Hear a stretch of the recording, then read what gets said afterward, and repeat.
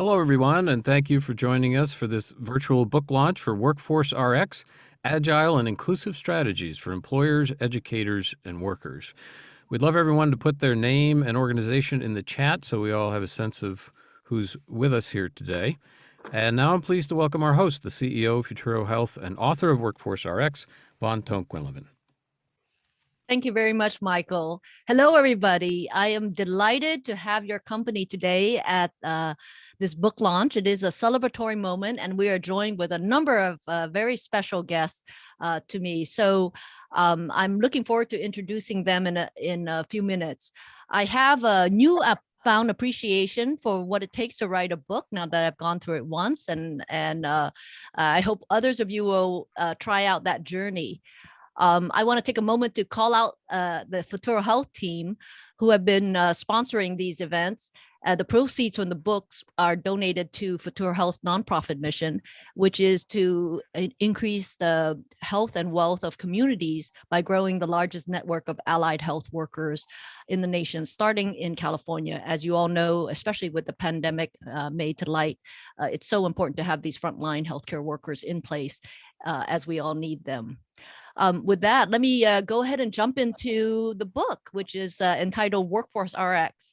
Now, people ask me, why did I write this book and why did I write it now? And the answer is the numbers. Look at the numbers. 8.4 million unemployed when there are 10 million job openings. And actually that 10 million has gone up since the day that the Washington Post had issued this article. When you have numbers this big, it's going to take us all employing proven playbooks and strategies in workforce development in order to connect people with the right skills for the right jobs. And it's best if we don't start from scratch. It's best if we can work with each other and build upon the efforts of each other. And so, when employers get into a place like they are right now, which some people would call post and pray, where they're unsure that they can get the talent that they need, then it's a good time to take advantage of intentional workforce strategies, workforce development strategies, in order to get people connected with the skills with the jobs. Let me go to the next page and quickly overview the 10 chapters of the book. So there are 10 chapters, each structured by challenges and solutions. So 10 challenges, 10 solutions. And this particular session is focused on chapters 1 and 2.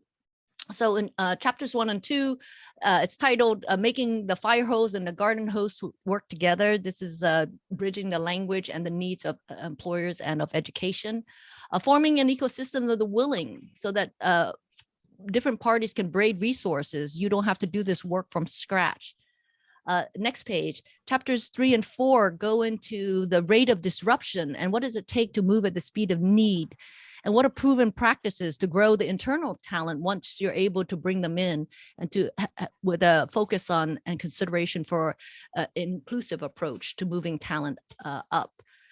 Chapters 5 and 6 are about scale, forming an echo chamber of support. So how do you go from concepts like pilots and avoid pilot fatigue, which is a term that I introduced in this chapter, and designing solutions for scale, using strategies like in chapter 6, which is stackable credentials and how to create on-ramps and off-ramps into education that meets especially adults where they are, and rethinking instructional design.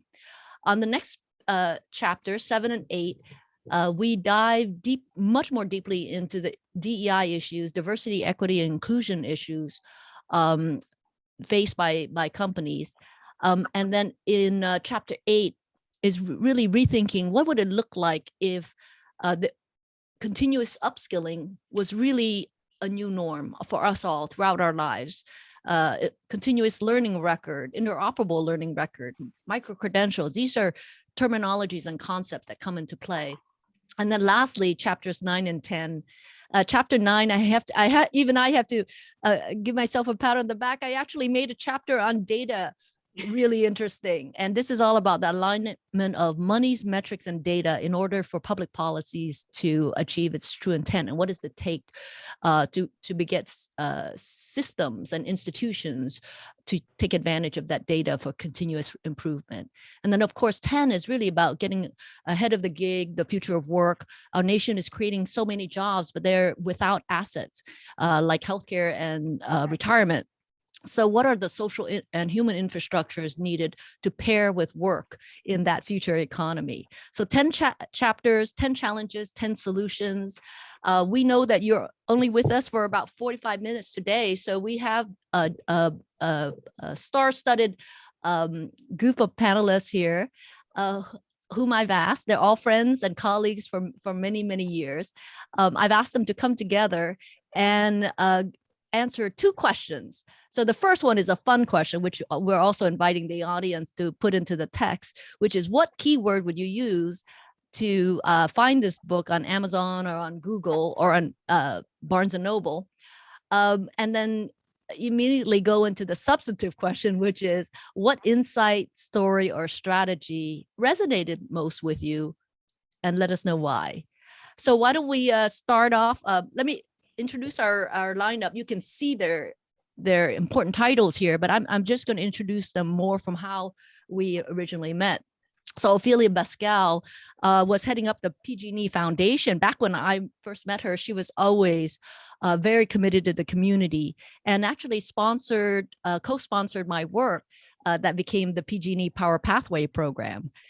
Anne Randazzo knows the Power Pathway Program because she led the energy industry's effort to thwart sort of the 20 to 50% retirement that was impending, and actually brought all the utilities to work together to be much more intentional about workforce development. So I was a part of her membership in that body of work. So I'm so excited to have her back.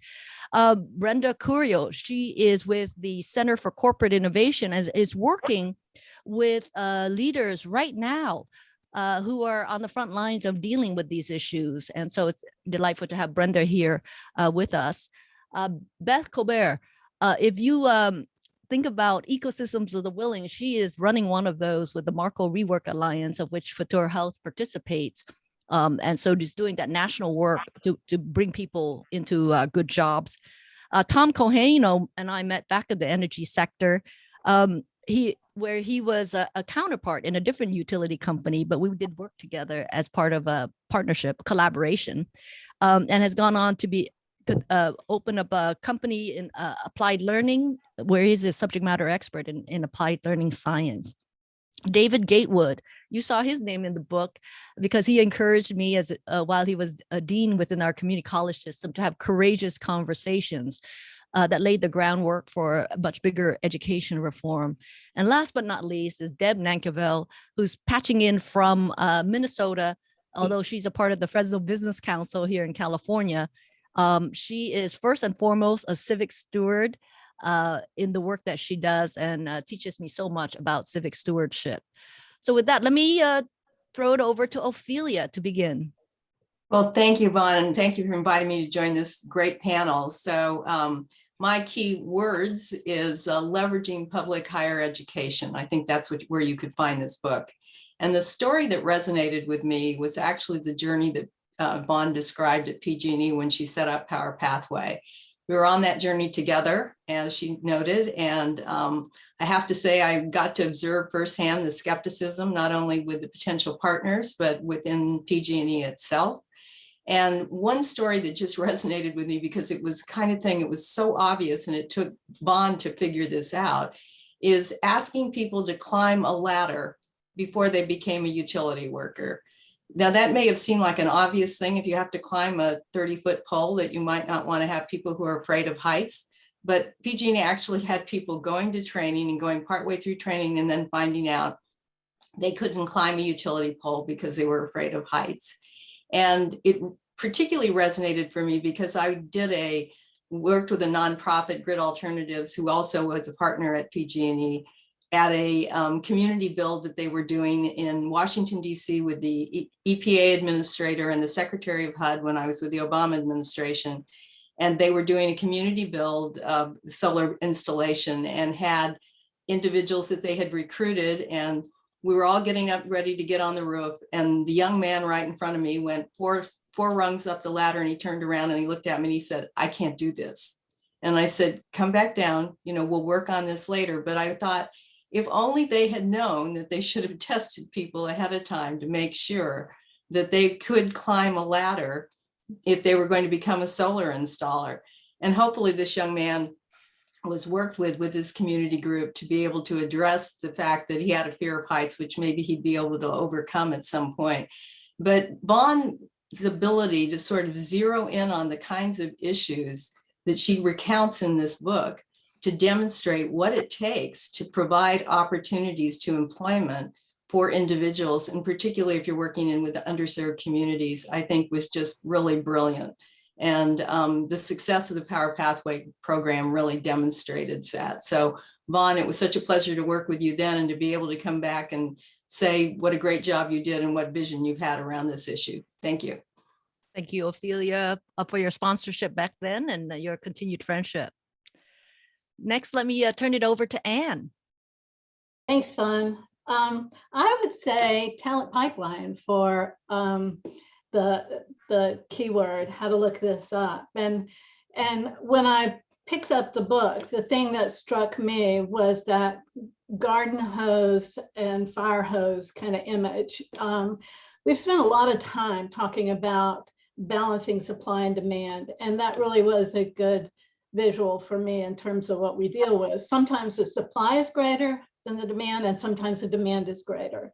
So what we learned early on, and some of this from that Power Pathways work, is that if the supply is greater than companies can hire at a particular time, or if the demand is greater than what educators are prepared to produce in terms of a qualified pipeline, then what happens is programs shut down, or the companies look elsewhere, or students are disappointed, they're frustrated with the whole system. So how do you fix it? I think you laid out that very well. You talk a lot about collaboration, and that really is the key.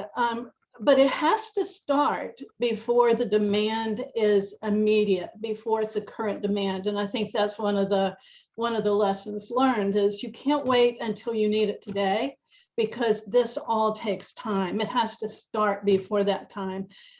It's just too late at some point to get going. So the way you balance that supply and demand is you start early to what we call buddy up, meaning that companies need to partner with others that they might consider to be competitors. You might have, that demand isn't always steady, and it doesn't always happen at the same time as graduation. So companies need to get together to be able to aggregate that demand and to decide as a group, here's how many we need in total, here's about when we're going to need them.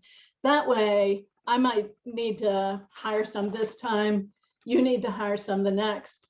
But overall, what we're able to do is to balance that supply from education with the demand. The other part of that is that if you have a demand, it doesn't necessarily mean that everybody needs to create a program. And that's tough too, because educators are also competitors in a lot of this, as you laid out so clearly.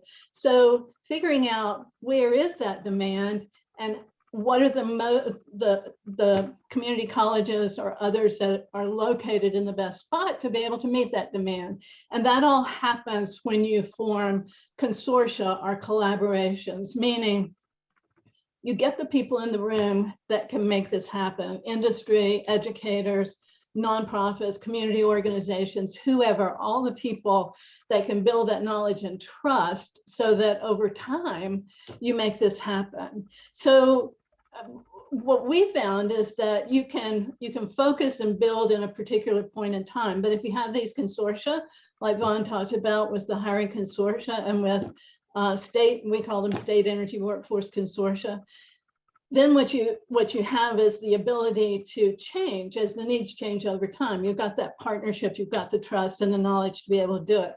That's when you get the right skills at the right time. We used to say collaborate in the classroom, compete on the grid. That's the way you build a sustainable talent pipeline. I'm sure the audience can tell how much you've been in the trenches. Thank you, Anne, for sharing those insights. Next, let me invite Brenda. Terrific. Thanks, Vaughn and the others that have spoken before me. My keywords are, this is a pragmatic playbook for building the workforce that we need.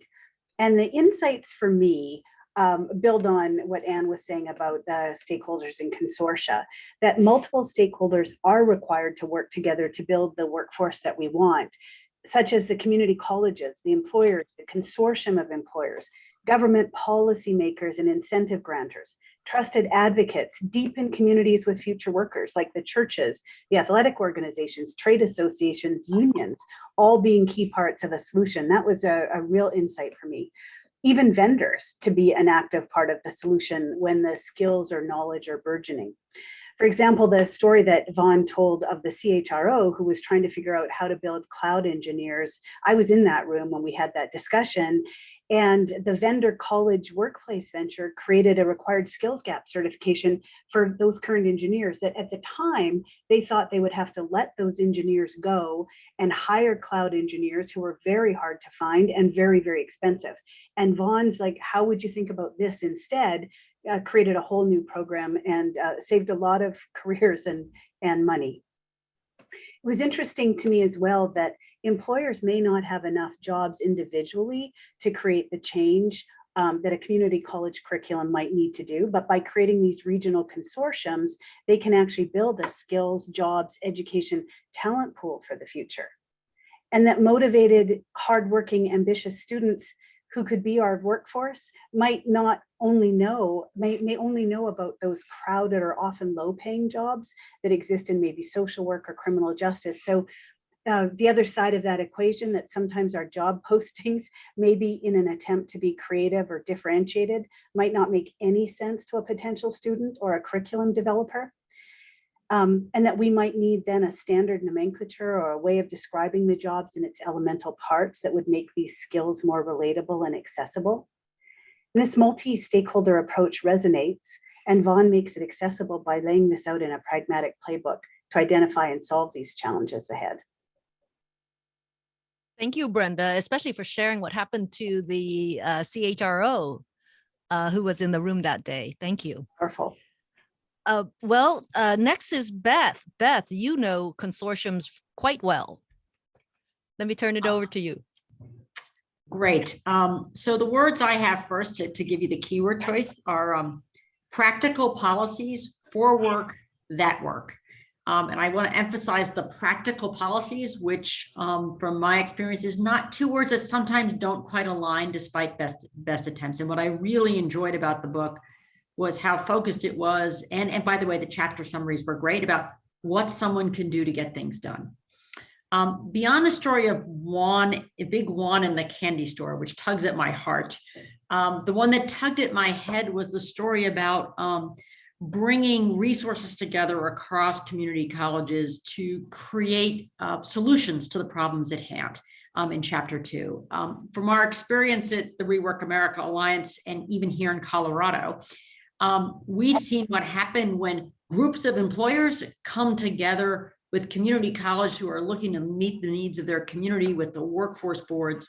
One of the things that I felt we were trying to follow Van's guidance in advance was some work that we had done to build a wholly new apprenticeship program for community managers in the real estate industry. So that brought together the Arapahoe Community College campus, the Community Association Rocky Mountain chapter, the local workforce boards, and the whole community college system in Colorado to say, how can we create something here? Because we know this is needed everywhere, and none of these institutions could do this all on their own. But if one person can do it, they can build the core. You might need to adapt it a little bit someplace else, but many of those elements are common. And I think finding ways, as you talk about in the book, Vaughn, about getting employers and education institutions to say, how do we close these gaps that exist? How do we create the real opportunities for students, not just for their first job, but for the second job and the jobs they can follow? And how do we do that in a way that it isn't one time? Because if you bring everybody together, create something today, that cloud engineer you described is going to need something different tomorrow. So one of the things that was great about this process and follows the principles of the book is that it wasn't just the one time, it was the ongoing dialogue. So I think building those forms of collaboration for the jobs that are in demand in ways that individuals can get that early job and the next job and the next job are one of the lessons I really took away from chapters 1 and 2. Absolutely. And you're doing so much good work in the MARKLE Rework Alliance to build that type of relationship and trust between organizations so that this can be done one time, but also repeatedly.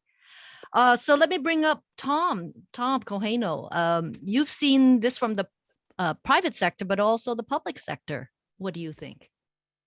Indeed. And I would say my key words are elevated workforce collaboration in the national interest, which I think is exactly what we need. And that's how I need to be thinking about things in the US today. And in the words that the concepts that jumped out at me in the book were the ecosystem of the willing and, contributing beyond our own interest. And I was working at Southern California Edison, and the CEO of Edison received a letter from PG&E requesting collaboration, which was unheard of, and undoubtedly a letter written by Vaughn and manipulated or encouraged through CEO to CEO. And I was pleased to be tapped at Edison to work with Vaughn and started an incredible long-term friendship and collaboration for which I'm genuinely grateful.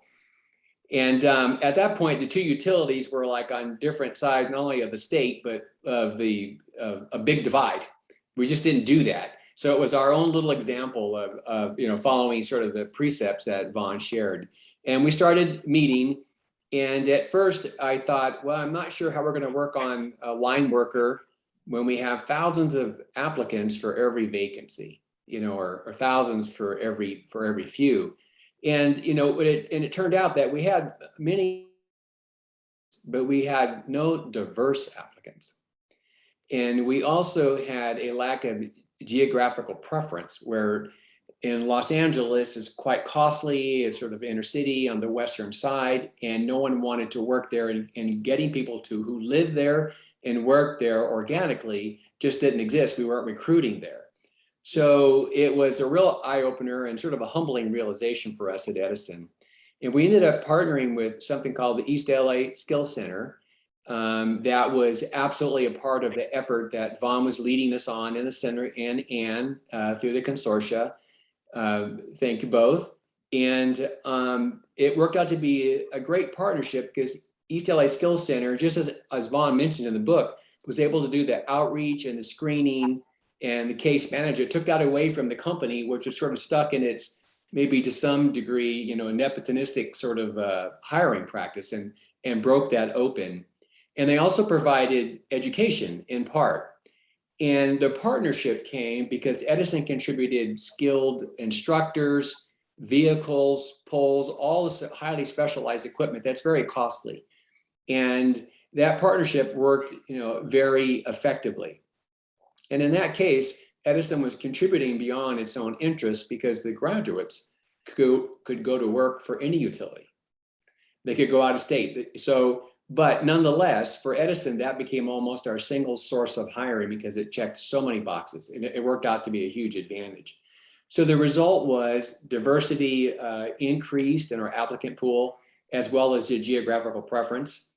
And then in a way that we had not anticipated, it also, this pre-apprentice program resulted in increased throughput in the actual apprentice program, because all of the climbing that occurred at East LA Skills Center sort of weeded out those folks who not only just didn't climb the ladder at first, to Ophelia's point, but it was, you're going to climb the pole over and over and over and over every day.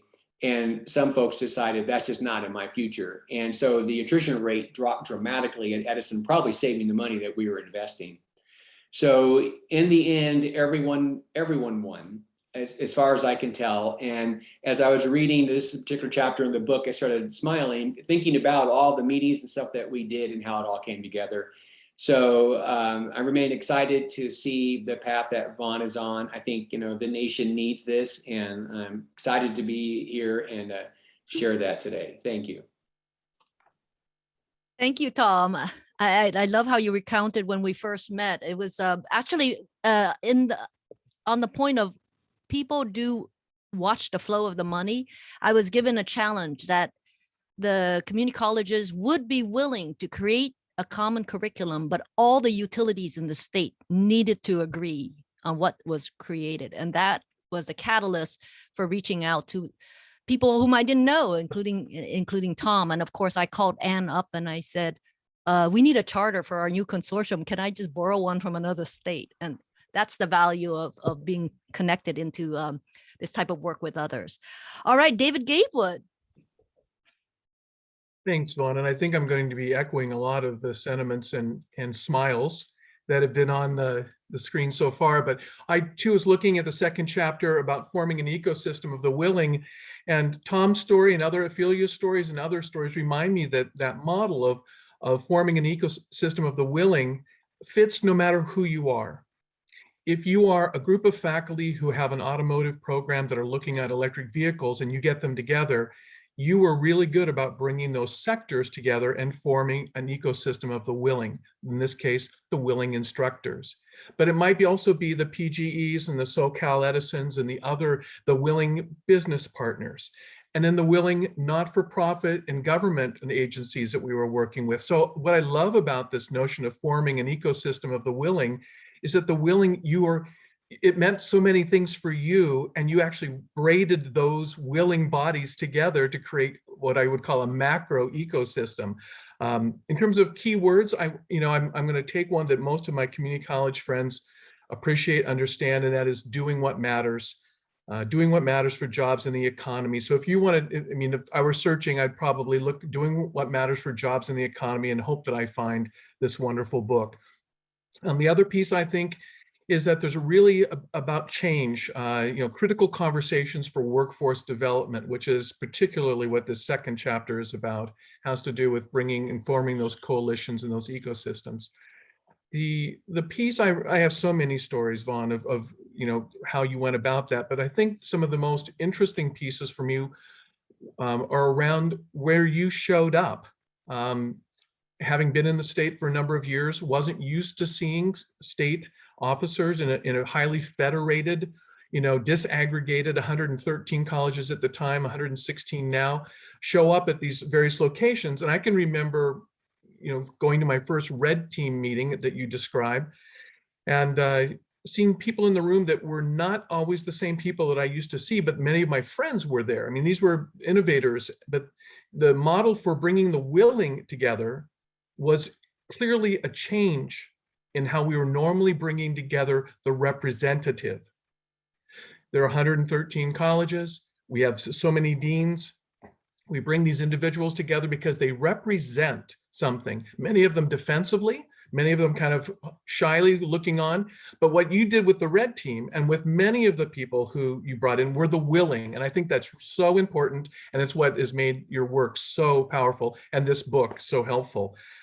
So the red teams, people were there who were willing as you launched the sector work, and you said, choose which sectors work for your region in the 7 regions. Choose, who's willing, who are you willing to work with? Who are you willing, where are those willing needs? And that also struck me as being different than the normal way that we do business or have been doing business. A lot of people, I don't know if they all realize just how disaggregated we are in independent as 116 different colleges, 73 districts. The challenge is that, as you said, you have very little hierarchical authority over that. And so the question was, how do you lead change? And I think that it's been mentioned that you did it with head, you did it with heart, and you did it with hands. You did it with a vision that you took out to everybody.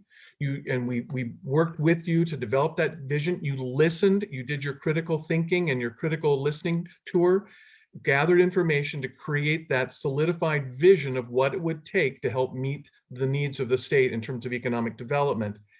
And then you also brought your heart to the table. Who are the willing? Who will join me? What are the things that are important? Who's already doing good work? Who do we tap into? And then, so the heart, the head, and the hands being the resources. And that was your braided your braided funding strategies, bringing in all sorts of different ways to look at how we could support these initiatives instead of, as you call it, spreading peanut butter thinly at every college level on every single career ed program.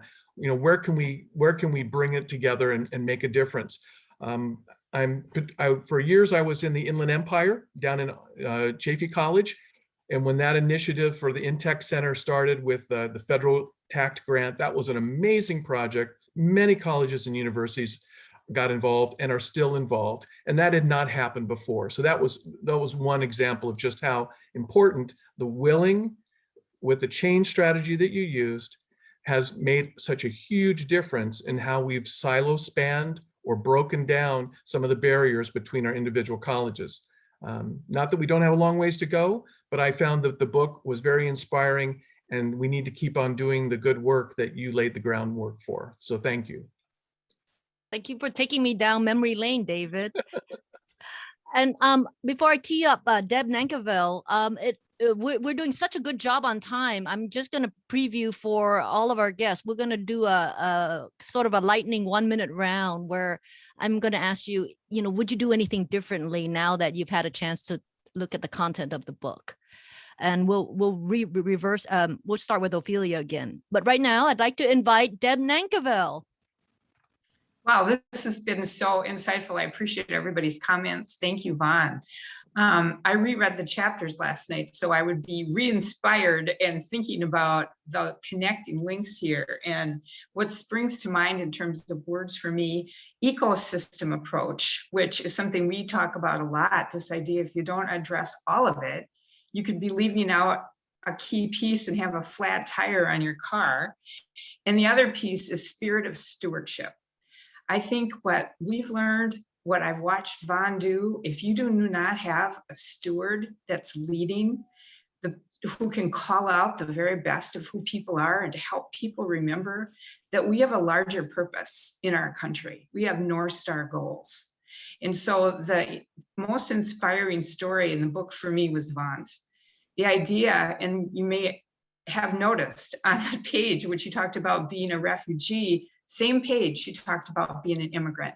To me, that is the journey of change that happens in our country, whether you're a refugee who's looking at the past, being wounded, leaving something you didn't want to leave, and then you become an immigrant and you look forward and you see the opportunity and you move forward and others support you in doing that.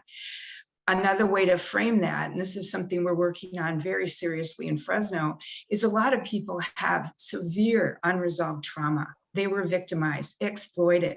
How do you shift people coming from those backgrounds into confident, life-ready citizens?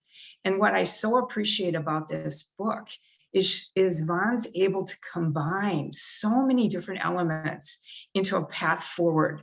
Where we're used to having the lead in FRESNO with a compass aimed at North Star goals, she's now given us the map. And that's what everyone that we've talked about this book, what they're saying. And it's not just a map for people with lives where they were raised with love and support, but also people that didn't have that. Because I think to develop confidence when you didn't get it at home is another step we all need to take in our country. And I think we've all realized that there are a lot of people that were left out, and some of them were even successful, but they still feel left out. And so I think we're in a phase in America where the business community is transforming itself into a human development, talent development ecosystem in partnership with our educators who know how to do that. Now we all need to do both and. We need to learn how to get it done, and we need to know how to be inclusive and supportive of others. So I celebrate this book. I'm thrilled about all the people that I've met on this journey, and so grateful to Vaughn, who was a catalytic force when we started on this journey, and we got to be one of her town hall meetings, and we've never stopped moving forward. So onward. Yes, I remember Deb telling me that when the chancellor's office had reached out initially to ask for a town hall by our business partners, Deb had to make some calls and really she asked the question, well, should I spend time on this? And what answer did you get back, Deb? no, this too shall pass. And I said, too late, we're already all in. Oh, thank you. All right, so let's go through our lightning round. Let's start with Ophelia. So, Vaughn, I think there's another book that you need to be working on, and that is, we're at such a pivotal moment. I mean, everyone's referring to this moment in work as the great reassessment about where people want to work and when they want to work, and all the issues that are being raised up that weren't really issues before the pandemic, such as a safe working environment and people looking for work that gives them purpose and advancement opportunities. So, wonderful strategies outlined here now just needs to be expanded to take into account, this sort of strange time that we're living in and how it's impacted work and, where this goes in terms of the ecosystems that you've described and how do you build in this new attitude about work into this. So that's my 1 minute lightning round. I love it. I love it. Anne. So for me, it's looking more at what do we all have in common. We spend a lot of time in the early days looking at kind of generic blueprints, and then different states kind of would pick and choose, different companies would pick and choose. Well, we'd like to do this, but we're different, so we're going to build our own on that. And I think when you just looking back, if you spend more time on what everybody has in common, and then you can build on that, and you don't waste a lot of time starting from scratch. The example of the line worker is a great one. How many different line worker curriculum do we have out there? It's all pretty much the same, but how much time have we spent building that, doing the things like the pre-employment testing? It's just coming up with a common, let's go with it, and not spend time on developing because somebody might be just a little bit different. That's a great insight. Brenda. Yes, I think I still double down on why the playbook is so important and why this point in time is so important. As we look at our roundtables, whether they're in tech or healthcare or energy or industry in the middle of the country, this great resignation that Ophelia talked about, or reassessment, is on everybody's mind, and there just isn't a sense of the answers. There's confusion around why we have a mismatch and so many people unemployed, but so many open jobs. There's confusion about how to start, how to think about the problem, and certainly what to do about it. And I think that this gives a playbook, a pragmatic, practical approach for leaders to start framing the issue for themselves, and then thinking about various practical alternatives for starting to look at the problem internally, and then how to go about in their communities and within their industries to solve the problem together. Thank you for those insights. And now, Beth. As I reflect on the book and the many things in it, there's a lot I would do differently. To me, one of the pieces that is really important is thinking about any of these actions we're taking and putting them in context quite consciously. So whether it's building a new program, getting an employer to think differently about their workforce, how do we think about not just getting it once, but multiple times and scaling it? Who are the partners you need to do that? What's the data you need to do that? So it's almost going in with a mindset that says, with the right people in the room, finding the commonalities, we will have success, but success won't scale and reach enough people unless we build that in from the beginning. And so I think there's a lesson in there that's valuable for all of us to think about, how do we, when we get that momentum, really catch it and keep it going, because then it becomes self-sustaining. Yes, that intentionality is important. Thank you. Tom. I think, I would capitalize on the events that have happened in the last several years. So I'm really thinking about some sort of corporate education about the potency of collaborating in terms of how the nation benefits.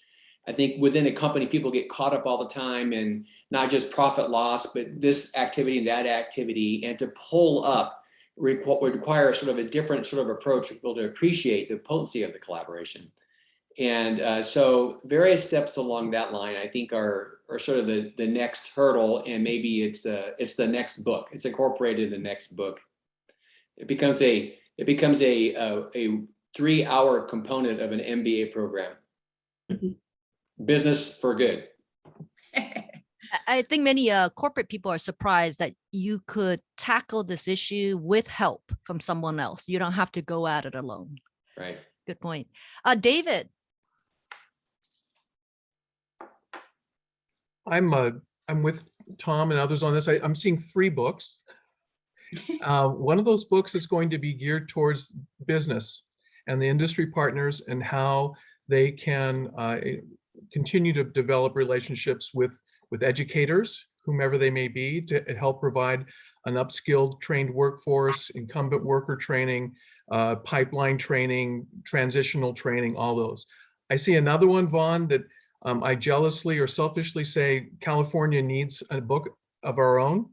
One in terms of just how California community colleges, how we continue to deal with some of the challenges of, for example, how we are resourced, how we're compensated, and how that affects our competition. I tell the story, and you've heard me tell it before, about Disney. When I was in Orange County as a dean, Disney would come once in a while to our meetings with employers and help us with some advisory, until finally they said, we're not going to do this anymore. And I said, what do you mean? Well, we don't have time. There's 116 community colleges, 26 high schools alone in Orange County, all the universities, and we have the world to entertain, not just your faculty. Can you create a forum or a place where we could go one time and be in front of all the California community colleges talking about our industry needs? And we haven't been able to do that yet. We have, you can drive to every community college in California in a car, but you cannot find who's on their work boards. An employer would have to set up 116 profiles to be able to find a welder in our state. We've got to address some of those continuing issues, which you're well aware of, and you present them, and you even have great strategies for how we began to look at changing some of those things. But I'm not done with you yet, Vaughn.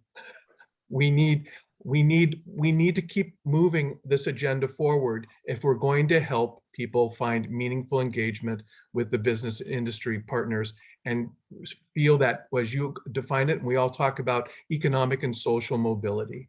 So I'll follow up, but that's what I'm needing right now. Thank you, David. And then Deb, let's say how it can be done. Well, there you go. There's a wrap up. What I'm thinking a lot about is scale and customization. How do we hold the tension between these two things? Because my experience in California is a lot of things that need to be flexible are locked down tight, and things that need to be uniform are chaos. How do we hold those tensions so that we are always thinking for the big picture, but at the same time, we're honoring the fact that everybody's unique, people have different starting places, we need to respect that. But we need to work together. And I love David's point. I'm going to follow up with you, because I think this idea that industry is going to cater to a whole bunch of people that have separate needs. We tried to get even the list of people serving on advisory boards from our colleges, from our deans. Won't give them to it because they're proprietary, because they have to compete for all the different people that will play with their game. And it's sort of like it leaves industry with, well, what do we do now? Well, I think Vaughn taught us, get the money, get the power, tell them to show up at your meeting. Well, I know this audience is super impressed with this set of panelists and their expertise and their lived experience. I'm going to ask our slides to be, put up once again. So before I wrap up and thank the panelists, I just wanted to invite anybody that's on in the audience to share with us your keywords via text. And while you do that, let me close out with a few slides. Next page. We ask that you help us spread the word. You remember the big numbers, 10 million and 8.4 million. we need to get these proven strategies and proven playbooks out there. We have a good head start with this book already making the bestseller list and hot new release list in a number of places on Amazon. So super delighted that it's gotten out the door in this way, but really would ask your help to be able to get these playbooks into other people's hands. We need all the engines revving. And there's no better gift to an author than to have a review from you. And it's quite easy. So anywhere you buy the book, whether it's on Barnes & Noble or Amazon, just go to where the stars are and write a review for the product, add a headline, 1 or 2 sentences, and press submit. And that's all it takes to submit a review. So my appreciation in advance if you're able to put in a review. And last but not least is that we hope that you can stay connected and as well as stay up to date. We have a set of podcasts under the same name, WorkforceRx with Futuro Health, that can be found in any channel that you listen to podcasts, where we feature innovators and thought leaders who are really thinking about how to future-proof the workforce. And so we invite you to also listen to these free podcasts in order to stay up to date. With that, I would like to really express my appreciation to all of the panelists who came here to share in this moment of joy and celebration, which is the launch of this book. It's so wonderful to have all these friends and colleagues come together, and to also thank everybody in the audience who has joined us this afternoon for this special moment. With that, I would like to say have a great rest of the day, and thank you for joining us.